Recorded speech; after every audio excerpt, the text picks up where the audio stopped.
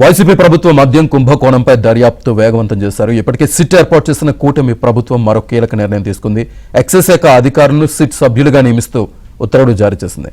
వెంటనే విజయవాడ సిపికి రిపోర్ట్ చేయాలని ఆదేశాలు జారీ చేసింది.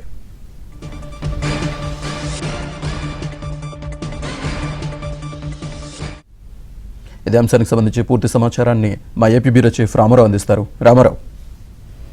శ్రీనివాస్, వైసీపీ ప్రభుత్వ హయాంలో జరిగిన మద్యం కుంభకోణంపై కూటమి ప్రభుత్వం దూకుడు ప్రదర్శిస్తుంది. 2 రోజుల క్రితం విజయవాడ సిపి రాజశేఖర్ బాబు నేతృత్వంలో సిట్టు బృందాన్ని నియమించింది. అయితే మీ సిట్టు బృందం కూడా సిఐడి ఆధ్వర్యంలో దర్యాప్తు చేయాలి అని చెప్పి ఆదేశించింది. ప్రతి 15 రోజులకు ఒకసారి నివేదికను రూపొందించి సిఐడి బాస్ ద్వారా ప్రభుత్వానికి అందించాలి అని చెప్పి కూడా ఆదేశించింది.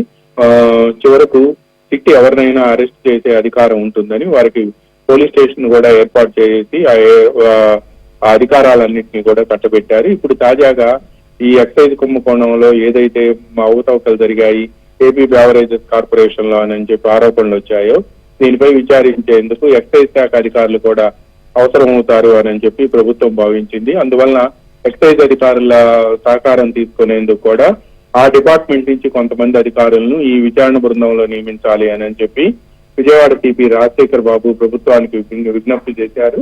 సపోర్టింగ్ స్టాఫ్ లాగా వీరందరినీ కూడా నియమించారు.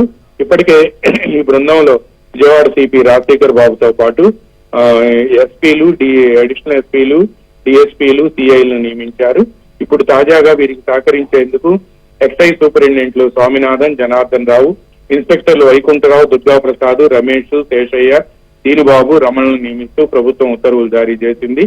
వీరందరినీ కూడా వెంటనే రిలీవ్ చేసి విజయవాడ సిపి రాజశేఖర్ బాబుకి రిపోర్ట్ చేయాలి అని చెప్పి కూడా ఆదేశాలు జారీ చేసింది. ఈ మేరకు ఎక్సైజ్ శాఖ డైరెక్టర్ నిశాంత్ కుమార్ కొద్దిసేపు క్రితం ఉత్తర్వులు జారీ చేశారు.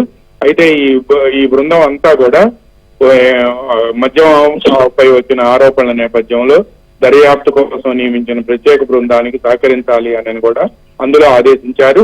వీరు అడిగిన సమాచారం మొత్తం కూడా సంబంధిత శాఖలు వెంటనే వారికి ఇవ్వాలి అని కూడా ఉత్తర్వుల్లో పేర్కొన్నారు. Srinivas. Right, thank you very much.